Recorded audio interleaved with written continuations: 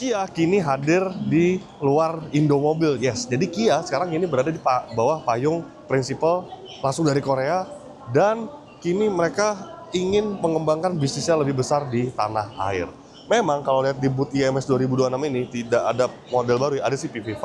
Cairns juga sebenarnya dia hanya mengalami facelift jika dibandingkan waktu di Indomobil. Tapi mobil ini menjadi cukup menarik gitu. Kenapa? Nah, kita bahas di video ini.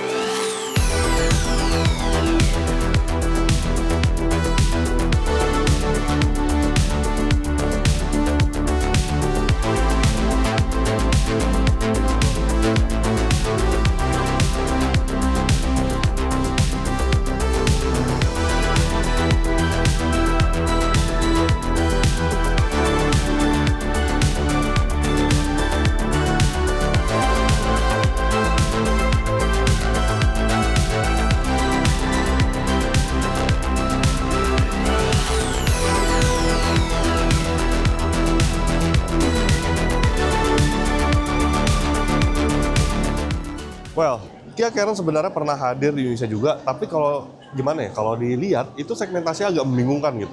Dia memiliki harga di atas 450 juta, kalau nggak salah 460 juta rupiah waktu itu, tapi dia dilengkapi dengan mesin turbo. Mesin itu sama dengan mesin Hyundai Creta turbo yang saat ini dipasarkan. Nah, sekarang dia lebih down spec, mendapatkan facelift, dan bisa bersaing dengan LMPV lainnya yang ada di Indonesia. Jadi kalau dulu, Carens itu nggak punya rival, tapi in between gitu, dia tuh lebih cocok menjadi pesaingnya Kijang Innova. Kalau sekarang dengan harga yang ada, itu cukup menarik karena dia tipe termahalnya aja dijual dengan harga 399 juta rupiah. Artinya dia siap bersaing dengan Veloz, Xenia, kemudian juga Stargazer yang merupakan saudara sendiri, hingga ke Mitsubishi Xpander maupun Xpander Cross yang merupakan LSUV. Dan seperti apa detailnya? Oke. Nah, menurut kami yang cukup menarik juga, karena Kia Carens ini, itu desainnya lebih apa ya? Lebih netral, menurut kami ya preferensi sih memang, lebih bisa diterima oleh khalayak umum. Stargazer tuh keren, Stargazer tuh cukup atraktif, tapi secara desain tuh agak menuai pro kontra gitu, menurut saya ya. Menurut kami, desain tuh agak-agak nyeleneh gitu sih Stargazer. Kalau itu lebih netral, kayaknya banyak orang yang lebih suka Kia Carens ini dibandingkan Hyundai Stargazer. Nah, untuk versi facelift seperti ini, dia menggunakan bahasa desain terbaru, lampunya menyambung seperti ini. Tuh, kenapa ya kalau lampu nyambung di sini keren deh kalau di Kia. Kalau di Hyundai itu kayak ya nggak semua kalangan suka gitu ya. Kemudian grillnya nggak terlalu besar, ada di sini aja. Dan di bagian bawah ada grill lagi. Dan untuk tipe tertinggi, tipe signature. Jadi variannya Kia tuh sekarang mirip dengan variannya Hyundai ya. Tipe tertinggi signature, tapi kalau di Stargazer tuh hanya ada prime, bukan signature. Nah, di sini yang tipe tertinggi signature, dia dilengkapi dengan fitur ADAS. Nah, harganya dari 319 juta sampai 399 juta rupiah untuk tipe signature seperti ini. Perbedaannya untuk signature di ADAS dan juga sunroof. Di Motion tipe tengah yang di situ tuh nggak ada sunroof. Nah, sekarang kita lihat bagian mesinnya. Oh ya, untuk lampu kayak gini ya. Sudah menggunakan LED, keren. Ya, sekarang kita lihat bagian jantung pacunya. Nah, mesinnya jadi hanya ada varian NA saja ya, 1200 NA, nggak ada yang turbo lagi. Ya sebenarnya nggak penting-penting amat juga sih, bawa MPV pakai mesin turbo kenceng tuh buat apa gitu. Dan kami sudah mengetes mesin ini di Stargazer, di Creta, itu tenaganya juga berkecukupan gitu ya. Jadi rasanya lebih make sense menggunakan mesin ini, irit juga gitu ya. Nah, mesinnya ada mesin Smart Stream, 1500 cc 4 silinder, non turbo, dengan tenaga mencapai 115 PS serta torsi 144 Nm menggunakan transmisi otomatis IVT dan mengalihkan seluruh tenaganya ke roda depan. Nice. Udah kita tes performanya di Stargazer, itu memuaskan, nggak ada isu soal tenaga.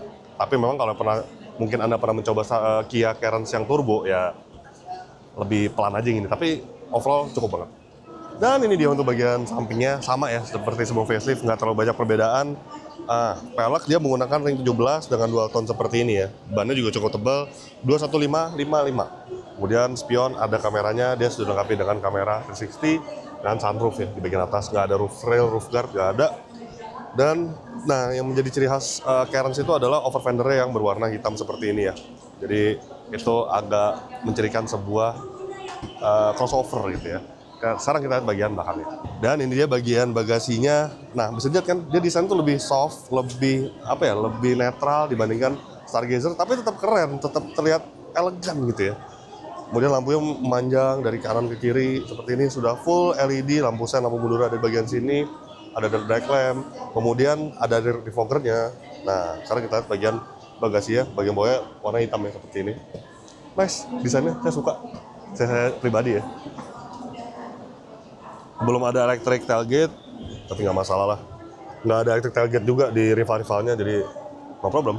Nah, ini adalah bangku baris ketiganya, jika dibuka, kita lipat. Kalau secara kapasitas sih nggak jauh beda ya dengan Stargazer ya. Ya mirip-mirip lah sama Stargazer ini. Kemudian bagian bawahnya tempat penyimpanan tertutup.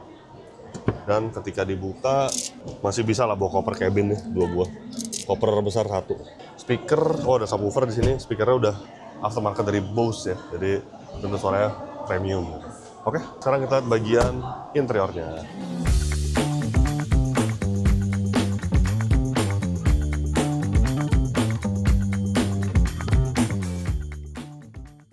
Dan ini dia ruang baris keduanya. Ini joknya agak kemunduran sih sebenarnya. Tapi udah posisi berkendara saya sebenarnya bisa dimajuin lagi. Tapi lumayan lah ini. Legroomnya tuh masih ada. Bagi semua MPV ya. Kemudian headroom karena dia ada sunroof, yang bagian sini turun tapi untuk bagian belakang masih aman banget ya di sini. Dan untuk tipe tertinggi seperti ini, yang tipe signature, dia mendapatkan captain seat seperti ini. Nah, kalau di Stargazer, captain seat itu merupakan optional. Kalau di sini nggak bisa. Jadi kalau yang tipe tertinggi Anda pilih, Anda akan mendapatkan captain seat. Nggak bisa pilih yang jok biasa. Di tipe tengah pun Anda tidak bisa mendapatkan captain seat. Nah, captain seat pun cukup nyaman lah. Ini bahannya juga perpaduan kulit dan juga fabric ya. Keren, cukup premium gitu. Terus juga bagian belakang sih, nggak usah saya bahas deh. Saya pernah bahas ini dulu di yang versi lama ya, yang di waktu itu di GJAW 2022, udah lama banget. Terus yang menarik adalah kalau di Stargazer mejanya hanya di bagian kiri. Di sini ada 2 meja kiri kanan. Meja lipat ya, tuh bisa bawa botol, bisa naruh iPad, naruh tablet di sini ya. Nice. Double blower pun juga lebih rapi gitu dibandingkan Stargazer. Nih di sini nih, dia tersembunyi. Kalau Stargazer kan konsol gitu ya, konsol double blower gitu. Dan dia sampai belakang, di belakang juga ada.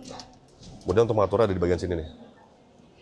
Nice. Ada 2 USB Type-C, ada penyimpanan bagian tengah, dan khasnya platformnya ini ya memang bagian tengahnya jendol seperti ini karena memang bagian bawah ini adalah tangki bensin. Jadi entah kenapa ada jendol di Stargazer juga seperti ini. Oke. Nah, untuk duduk sih nyaman sih dan empuk loh joknya ini belakangnya. Empuk banget. Oke, sekarang kita bahas bagian depannya. Dan ini dia ruang interior dari Karen's facelift. Jadi ini adalah salah satunya LMPV. Masuk LMPV nggak ya? Iya sih, harus masuk LMPV sih. Yang punya sunroof. Coba nggak ada lagi yang punya sunroof. Nah, kemudian di bagian dashboardnya ini udah menggunakan bahasa Hyundai Kia terbaru ya, yang layarnya menyambung seperti ini. Nice, dan dia lumayan gede gitu untuk kecepatan kasarnya, head unitnya. Nah, kita atur ada apa aja fiturnya. Oh, ada Waze ini ya, Waze langsung terintegrasi untuk GPS, Android Auto, Apple CarPlay, semuanya ada. Sounds of Nature, ini fitur khasnya Hyundai Kia banget ya. ADAS-nya itu oke, sampai ada cruise control ya, ada basement motoring ada, jadi udah yang lengkap lah. Diatur nih clusternya mau kayak gimana, ada yang kayak gini, ini khasnya Kia banget yang kayak gini nih. Kemudian ada yang ini, tuh, pakai sport mode-nya. Tapi bisa juga di link to drive mode ya, tergantung ada mode-nya. Kalau misalkan di sport kayak gini, di eco kayak gini, normal seperti ini. Dan bagian tengah ada wireless charging, terus ada parking sensor, ada kamera nih, bisa langsung tampilkan kamera 360 di sini. Kemudian ada hill hold control di bagian sini. Ini drive mode-nya, tombol drive mode, transmisi seperti ini. Ada double cup holder, sudah electric parking brake dan juga auto hold tentunya ya, mobil modern. Konsol tengahnya juga cukup menarik karena dia tuh semi tertutup gitu. Ada yang ketutup tapi kecil, tapi bagian bawahnya lebih gede lagi. Bisa diangkat ya. Dan untuk materialnya memang ya masih plastik keras. Nggak ada yang empuk. Tapi nggak masalah lah. Di levelnya nggak ada yang material empuk juga. Kemudian posisi berkendara memang ya ini sama sih sama kayak yang lama ya. Nggak terlalu berubah banyak, tapi cukup oke lah. Cukup ergonomis, bisa tilt dan teleskopik. Kemudian untuk jok kanan itu masih manual, tapi nggak jadi masalah juga. Cukup ergonomis dan visibilitasnya oke banget ini mobil. Nih, gelarannya kecil, kemudian seluruh bagiannya terlihat ya. Enak loh. Agak commenting sih memang, tapi overall enak nih. Bener-bener minim blind spot. Duh, pengen dengan tes mobil ini rasanya. Nah, nanti kita akan tes mobil ini, mungkin abis IMS ya, kita akan mendapatkan kesempatan untuk mengetes si Kia Carens facelift ini.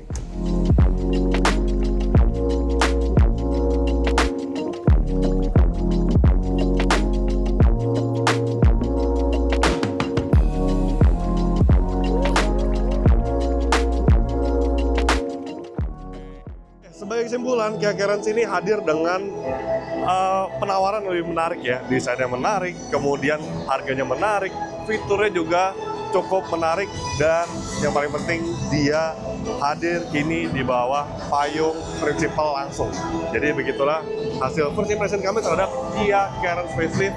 Klik like jika Anda menyukai video ini, subscribe bila belum, dan jangan lupa juga untuk isi kolom komentar di bawah.